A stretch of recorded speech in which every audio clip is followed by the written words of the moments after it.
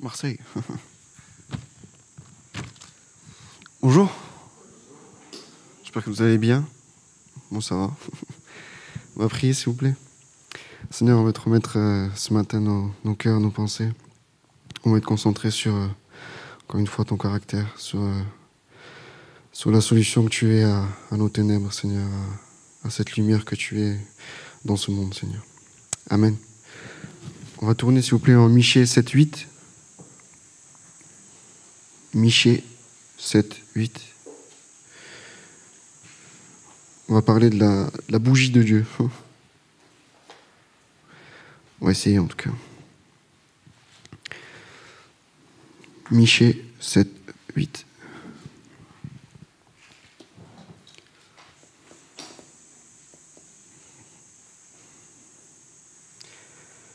Ne te réjouis pas à mon sujet, mon ennemi, car si je suis tombé, je me relèverai.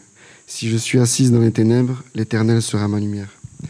Donc là, on voit que Michée, l'auteur, il décrit déjà une personne qu'on a l'impression qui est dans un trou, qui est dans une fosse, recroquevillée sur elle-même, qui en tout cas essaye de se relever, mais ses ennemis sont là à se moquer d'elle. Et souvent, c'est ce que fait le diable. C'est ce que fait le diable par rapport à ce que nous vivons entre nous. Pas entre nous, enfin, personnellement en tout cas. On a des moments de ténèbres dans nos vies. Dieu est au courant, mais ça ne veut pas dire que Dieu n'est pas là. Au contraire, Dieu est dans les ténèbres, Dieu est présent dans les ténèbres. On voit ça en Psaume 23, quand David il dit « Lorsque je marche dans l'ombre de la vallée de la mort, je ne crains point car tu es avec moi ». Sous-entendu qu'il est lui aussi dans l'ombre de la vallée de la mort. En Exode 20, avec Moïse, quand il est dans les nuées épaisses des ténèbres, Dieu y est présent aussi. On voit ça aussi en 2 Rois, où le roi Salomon il a construit l'arche, etc. Et il dit que Dieu demeure dans les ténèbres, veut habiter dans les ténèbres. Et nous, qu'est-ce qu'on en fait? Ça veut dire on est dans les ténèbres. Est-ce qu'on cherche notre propre lumière, qui pour moi n'est pas très brillante, et qui ne tient pas longtemps? Ou est-ce que je cherche celle de Dieu, qui elle par contre est éternelle, qui est grâce, qui est amour, qui est patiente, qui ne cherche pas son intérêt? Et qu'est-ce que je fais avec ça? Est-ce que dans mes ténèbres, en fait, je vais toujours chercher ma propre personne et m'en sortir seul? C'est la première réaction en général qu'on trouve. Et Dieu souvent frappe à la porte. Dieu se montre, mais la question c'est comment on fait pour trouver Dieu dans nos ténèbres? Tout simplement, la parole. Psaume 119, verset 105. Ta parole est une lampe à mes pieds, une lumière sur mon sentier. Merci. Et on voit justement, je vais juste faire l'exemple. Je suis dans le noir, dans les ténèbres.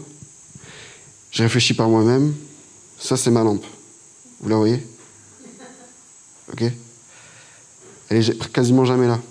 Par contre, quand je vais chercher celle de Dieu, il y a mes soucis qui sont là. Je marche. Mais il y a Dieu qui va éclairer ce qui ne va pas. Souvent, c'est moi qui ne va pas. Souvent.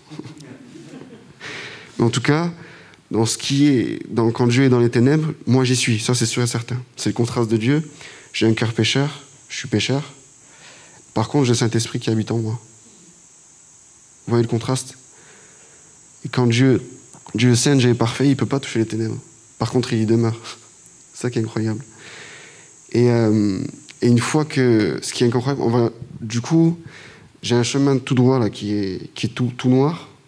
Donc c'est mes soucis, mes problèmes. Mais on va dire que même dans les ténèbres, il y a des trésors cachés. C'est dans ces ténèbres-là que je peux rencontrer Dieu des fois. On va juste tourner en Ésaïe 45.3, s'il vous plaît. Ésaïe 45.3. Vous allez comprendre pourquoi je dis ça.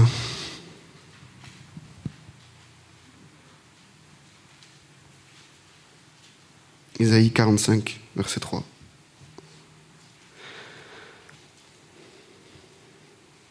Je marcherai devant toi, j'aplanirai les chemins montueux, je romprai les portes d'airain et je briserai les verrous de fer. Je te donnerai des trésors cachés et des richesses enfouies, afin que tu saches que je suis l'Éternel qui t'appelle par ton nom, le Dieu d'Israël. Donc ça veut dire que même dans les ténèbres, avec la lumière de la parole, je vais éclairer Et quand je vais éclairer, je vais tomber sur un trésor. La provision de Dieu pour ma vie. C'est ces choses qui sont enfouies, ces choses qui sont cachées, qui plus tard me feront grandir spirituellement, et ne serait-ce que juste dans ma maturité. Donc quand on a des épreuves, on veut fuir. Mais souvent, Dieu permet des épreuves. Vous savez, j'écoutais un message de Pasteur Stevens, il avait une étude biblique tous les vendredis soirs. Il y a une famille qui devait rejoindre cette étude biblique, qui est partie en voiture, qui s'est fait rentrer dedans par une voiture. La fille est morte, le fils a eu les jambes brisées, les deux, et sa femme a eu un traumatisme crânien à la personne. C'était un pasteur de l'église. Et du coup, vous imaginez bien, enfin, j'imagine même pas, mais cette situation, vous savez ce qu'il a répondu, c'est incroyable. Il a dit que Dieu est présent dans cette situation et tout va concourir à mon bien parce que j'aime Dieu. Il vient de perdre sa fille, son fils a plus de jambes et sa femme a un traumatisme crânien. Donc est-ce que je cherche Dieu dans les ténèbres parce qu'il y demeure, ou est-ce que je m'appuie sur moi-même, sachant que je suis très limité et que j'y arriverai jamais seul? Par contre, lui, Dieu, oui. C'est pour ça qu'il est source infinie, source éternelle, source d'amour infini, source de patience infinie, source de provision infinie. Donc même pour ma vie, j'ai des trésors cachés dans les ténèbres et des richesses enfouies. C'est pour ça que Dieu permet des ténèbres dans ma vie, parce que j'ai des trésors à découvrir. J'ai quelque chose là qui me dit, vas-y, parce qu'il y a des choses que tu as à vivre, il y a des choses que tu peux garder pour toi et te faire grandir. Et du coup, on va juste tourner en Psaume 18, verset 7. Enfin, Psaume 138, pardon. 138, verset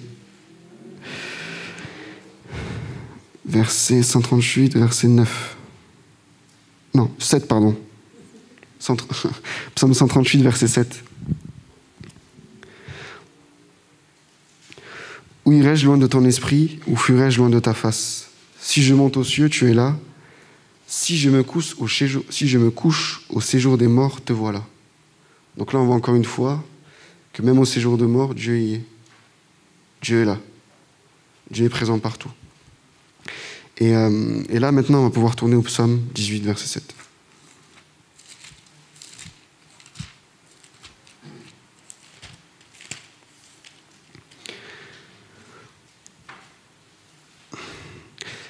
Dans ma détresse, dans mon épreuve, dans tout ce qui ne va pas, j'ai invoqué l'Éternel, j'ai crié à mon Dieu dans son palais, il a entendu ma voix, et mon cri est parvenu devant lui à ses oreilles. Donc dans les ténèbres, j'ai la possibilité d'invoquer mon Dieu. J'ai ce privilège, j'ai cette grâce de pouvoir dans les ténèbres demeurer avec mon Dieu et être avec lui jusqu'à la fin de mes jours. C'est ce qu'il dit en Jean 8, 12. Je suis la lumière du monde, celui qui marche avec moi ne sera point dans les ténèbres, etc.